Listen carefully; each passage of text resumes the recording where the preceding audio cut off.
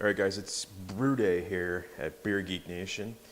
We are brewing up an arrogant bastard clone on the Pico E brew in a bag system. It's electric at BIAB.com.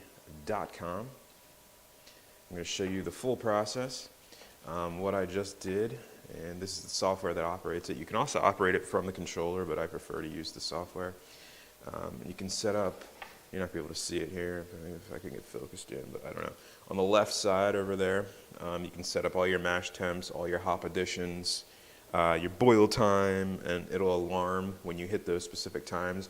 So what you do is you save this profile, and then you upload it to the control box right there, and that's what's going to basically, wow, it's early. Use the heating element, and it's going to alarm. It's going to tell you when to add all your hops, when to start circulating the pump, and everything there. So yeah, let's get started. I'm going to start warming up the mash temp, strike water here. I'm going to strike at 154, hopefully hitting 151. And this recipe is basically 90% pale malt, 2-row, 10% special B. It's a 90-minute boil. I'm mashing, like I said, at 151. I'm fermenting with the US 04, 2 packs of that. I really love that yeast for this beer. And it's all Chinook. 4 hop additions, 1 at 85, 1 at 45, 1 at 15, and 1 at flame out. And I'll whirlpool for 10 minutes. And that's pretty much it, and I'll have that below. So let's get started.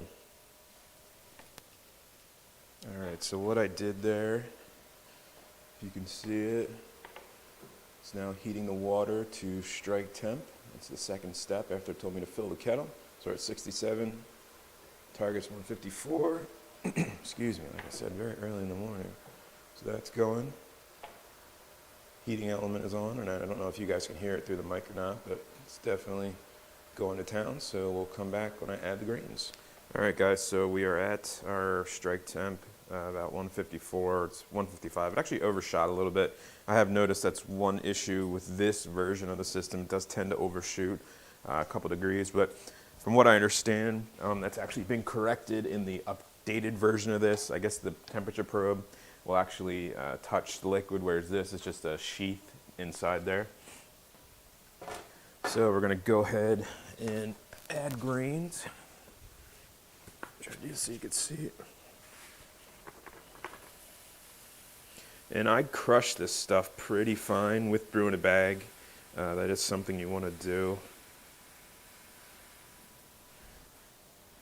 Again, it's 90% pale 2-row US and 10% special B.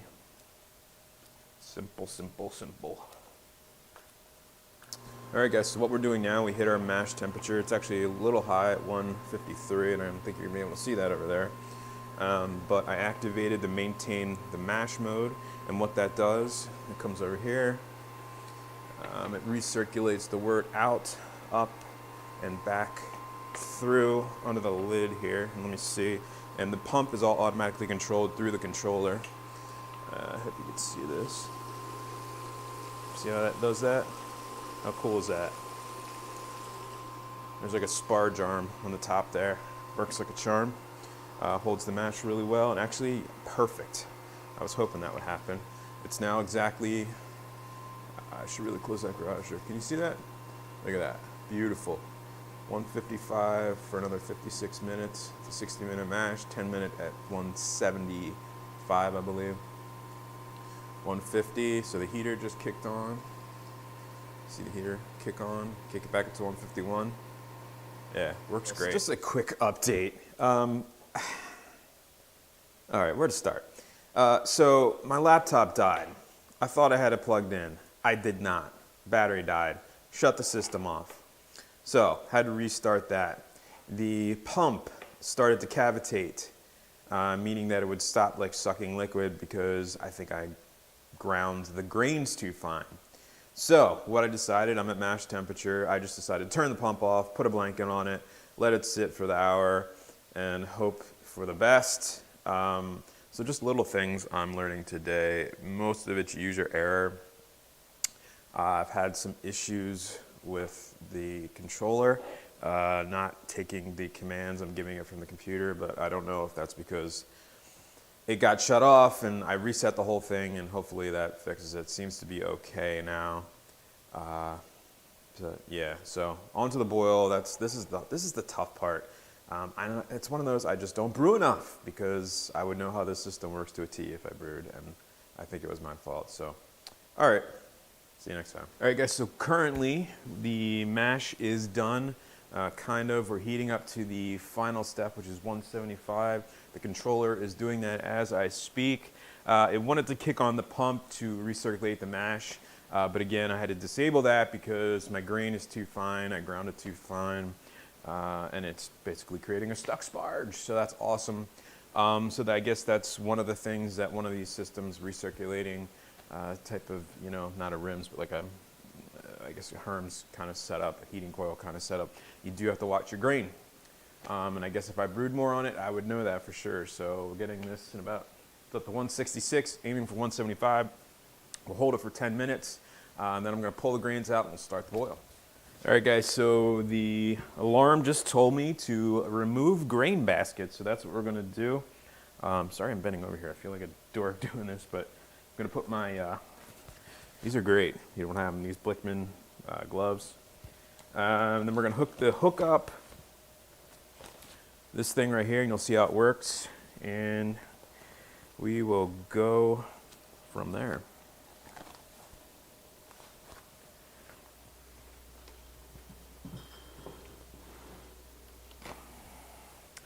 And if you guys want to see it, that is what the sparge arm looks like right there. It works great when you don't crush the grain too much. So, all right, so what I do, fold this all in, and there's a metal hook right here, and I hope this camera's focusing all right. So what I do, hook that there, and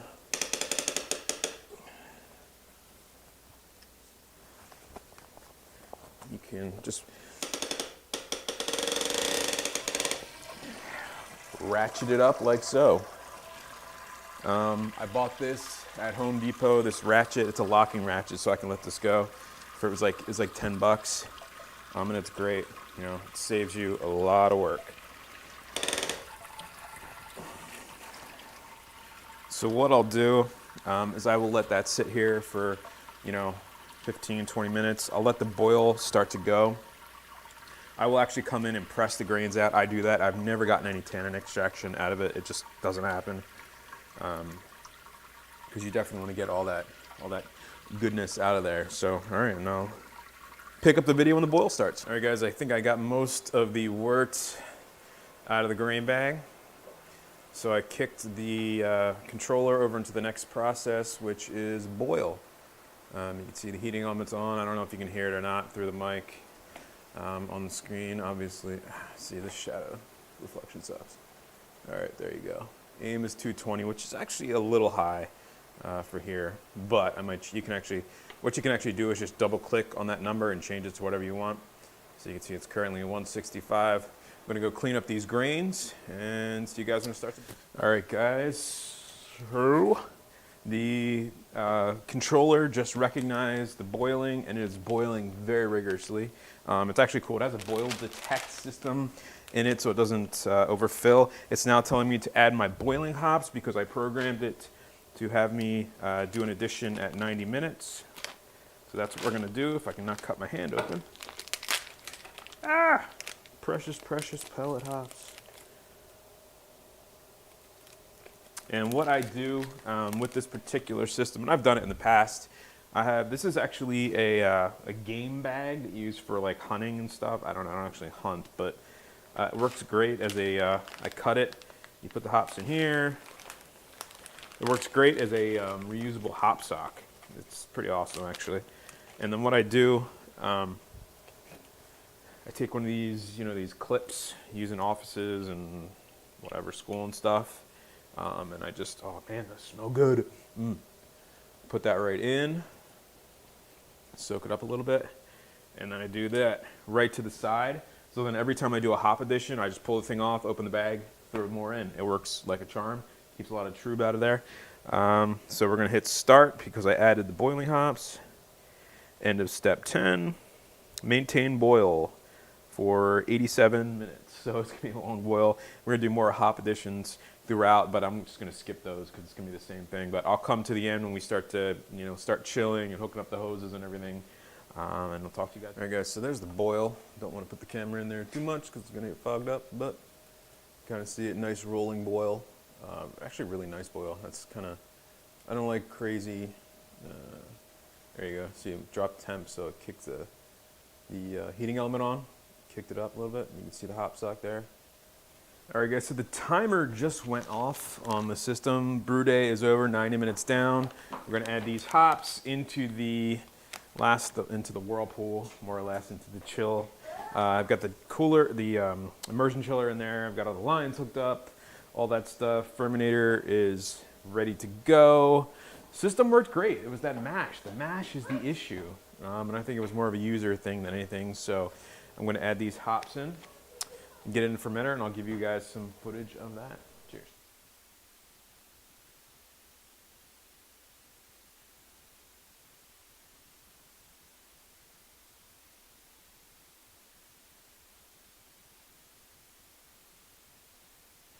All right, guys, so brew day is done. Beer is in the fridge, currently looking at about 20.3 degrees Celsius, which is around 69 degrees Fahrenheit. I actually cooled it down. It cooled down a lot faster than I thought it was going to, a little bit below where I thought it was going to. I want to ferment about 72, so the heat pad's on in there. It's in the fermenter. Hopefully in like 10 days, I'll know something. There was a couple errors. The yeast packets, some of the yeast was stuck in the crevice at the top, so when I opened it, I lost some, which kind of is annoying. It's actually really annoying. But I think I hit my gravity by about 15 points. So this is what brewing with a 4-year-old. This is, here, come here, Avery. Come here. Come here. What? This is Avery. This is why I don't get to brew unless it's every 3 or 4 months. Right? Yeah. Right. That's okay, though. Okay, gonna go play swords? Daddy clean up? All right. Yeah, Life's too short, folks. Drink amazing beers. Cheers. Yeah, we can